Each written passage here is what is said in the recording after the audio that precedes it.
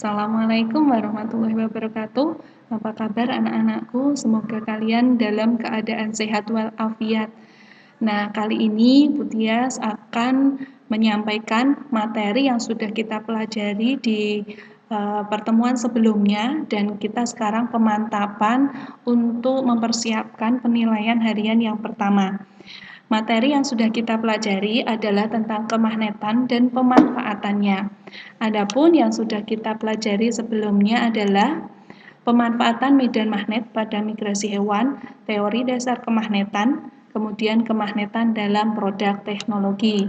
Adapun tugas ataupun materi yang sudah pernah Bu Tia share di Google Classroom adalah yang pertama tentang migrasi hewan, yang kedua tentang kemagnetan, yang ketiga tentang tugas kemagnetan, ada 10 soal ya, harus diupload di Classroom dan juga ada di buku tugas.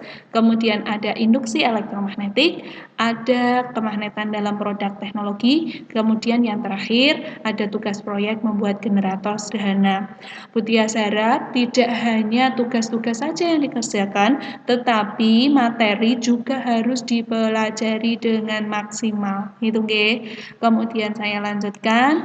Nah, pada saat kita belajar tentang kemagnetan, kita harus berupaya untuk memahami materi tersebut.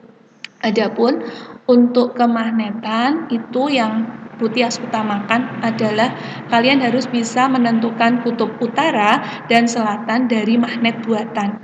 Jadi magnet itu bisa dibuat dan magnet juga ada yang alami. Nah, magnet buatan itu dibuat dengan 3 cara. Yang pertama dengan cara menggosok, yang kedua dengan cara induksi, yang ketiga dengan cara dialiri arus listrik atau elektromagnetik. Yang pertama dengan cara menggosok. Perhatikan dari yang Bu Tias sampaikan di sini. Jadi misalkan di sini ada magnet batang berupa kutub utara dan selatan ya. Di sini ada selatannya. Jadi ini sudah berupa magnet. Kemudian di sini ada besi yang akan dibuat menjadi magnet. Di sini A dan B. Kita harus menentukan kutub A itu menjadi kutub apa, B kutub apa, dan arah gosokannya ke sana. Kutub selatan itu pastinya adalah menarik kutub utara magnet, sehingga kalau kutub selatan ini digosokkan ke arah B, maka yang tarik adalah kutub utara, sehingga B menjadi kutub utara. Kalau B menjadi kutub utara, A pasti menjadi kutub selatan. Jadi A kutub selatan, B menjadi kutub utara. Nah, sekarang kita lihat bahannya. Bahannya adalah besi. Kalau besi, pasti dia menjadi magnet sementara atau permanen. Dengan cara yang kedua, yaitu dengan cara induksi atau didekatkan. Ini ada magnet batang, di sini S, berarti di sini U, kemudian ada 2 paku besi. Kalau di sini S, berarti A menjadi kutub utara, B kutub selatan, C kutub utara, D kutub selatan.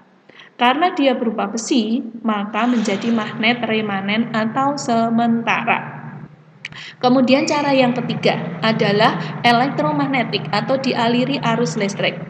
Nah, di sini ada kutub plus sama min. Berarti dia merupakan sumber arus DC atau baterai. Nah, kutub plus ini berarti arah arusnya dari plus menuju min. Berarti kalau dilihat lilitannya arusnya itu lewat belakang lilitan. Kita menggunakan aturan tangan kanan. Aturan tangan kanan menunjukkan yang 4 jari ini adalah arah arusnya, kemudian ibu jari ini adalah kutub utaranya.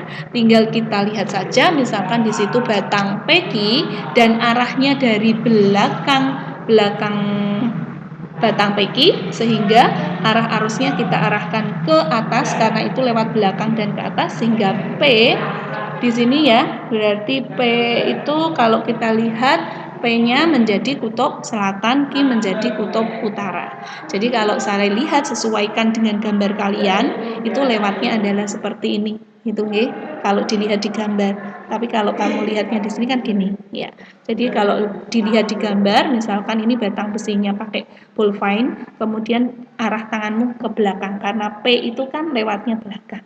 Sehingga Q menjadi kutub utara, P kutub selatan. Karena berupa baja, pasti dia magnetnya adalah magnet tetap atau magnet permanen. Nah, sekarang kita lanjutkan lagi.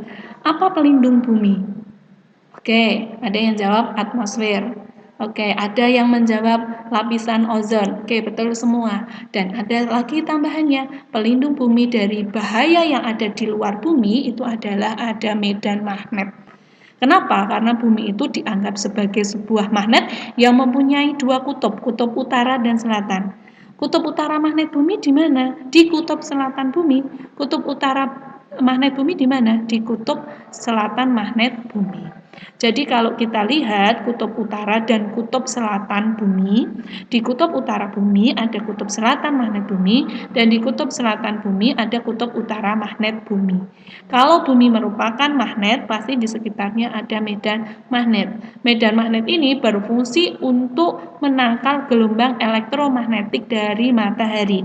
Kalau skalanya kecil, maka akan timbul yang namanya aurora di kutub utara dan selatan biasanya terlihatnya. Nah, kalau skalanya besar itu mengakibatkan kehancuran di bumi. Suhu di bumi meningkat, kemudian gelombang-gelombang yang ada di bumi berpengaruh sehingga gelombang untuk HP, gelombang untuk radio, televisi juga akan berpengaruh. Sehingga sangat penting sekali medan magnet yang ada di bumi kita. Itu pelindung bumi kita ya. Nah, saya lanjutkan lagi tentang induksi elektromagnetik. Induksi elektromagnetik di sini Butias ambil dua contoh, generator dan dinamo sepeda. Pada prinsipnya, generator dan dinamo ini mengubah energi gerak menjadi energi listrik. Ya, jadi perhatikan, di sini tidak ada baterai, tetapi pada saat kita mengayuh sepeda, saya contohkan sepeda dulu, mengayuh sepeda itu artinya memutar magnet di sekitar kumparan. Magnet yang bergerak di sekitar kumparan akan menghasilkan arus, namanya adalah arus induksi. Nah, arus ini adalah yang menyalakan lampu pada sepeda, sehingga prinsip kerjanya dari induksi elektromagnetik ini adalah pada dinamo ini energi gerak menjadi energi listrik. Pada generator juga sama. Pada saat kita di PLTA, pembangkit listrik tenaga air, air itu bukan diubah menjadi listrik, tetapi tenaga air ini digunakan untuk menggerakkan kumparan di sekitar magnet sehingga menghasilkan arus induksi. Nah, arus inilah yang digunakan untuk kebutuhan kita sehari-hari menjadi energi listrik yang luar biasa pemanfaatnya sampai sekarang ini. Itu ya, bayangkan aja kalau nggak ada listrik, kita sudah kembali ke zaman batu gitu ya. Oke, kita lanjutkan salah satu contoh dari induksi elektromagnetik. Alat yang memakainya adalah transformator atau trafo. Trafo ada dua, yaitu trafo step up dan trafo step down. Trafo step up fungsinya untuk penaik tegangan, di sini untuk menaikkan tegangan. Kita lihat simbolnya, jadi jumlah lilitan yang sekunder atau output itu pasti lebih besar daripada yang primer. Tegangan sekunder juga lebih besar daripada yang primer. Tapi arus sekunder itu pasti lebih kecil daripada yang primer. Kebalikannya untuk trafo step down untuk menurun tegangan. Jadi lilitan sekunder jumlah lilitannya lebih kecil, kemudian tegangan sekundernya juga lebih kecil, arus sekundernya pasti lebih besar. Nah, ini persamaan-persamaannya. Jadi antara jumlah lilitan dengan tegangan sebanding, tapi kalau dengan arus itu berbanding terbalik.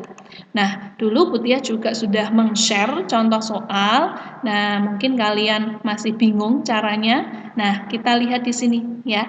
Ini sudah Butias beri cara pengerjaannya. Semoga bisa membantu kalian dalam belajar untuk mengetahui jumlah lilitan, tegangan ataupun arus pada transformator. Ada dua soal ya. Nanti tolong dipelajari dengan baik. Nah, kemudian ini sistem transmisi listrik jarak jauh. Jadi bagaimana listrik yang dihasilkan dari di sini contohnya PLTU tenaga uap itu sampai ke rumah kita. Jadi dari PLTU, dari uap ini digunakan untuk menggerakkan turbin, turbin digunakan untuk mengubah energi gerak menjadi listrik, kemudian dinaikkan tegangannya lewat sutet, sumber tegangan tinggi, kemudian diturunkan di gardu induk ada trafo step down-nya, diturunkan lagi di tiang-tiang listrik yang ada trafonya, kemudian baru bisa kita gunakan di rumah-rumah kita. Nah, itu yang sudah kita pelajari. Nah, tugas proyek untuk membuat generator sederhana dikerjakan dengan baik supaya kalian bisa memahami materi yang kita pelajari. Karena materi yang kita pelajari itu banyak manfaatnya ada di sekitar kita. Terima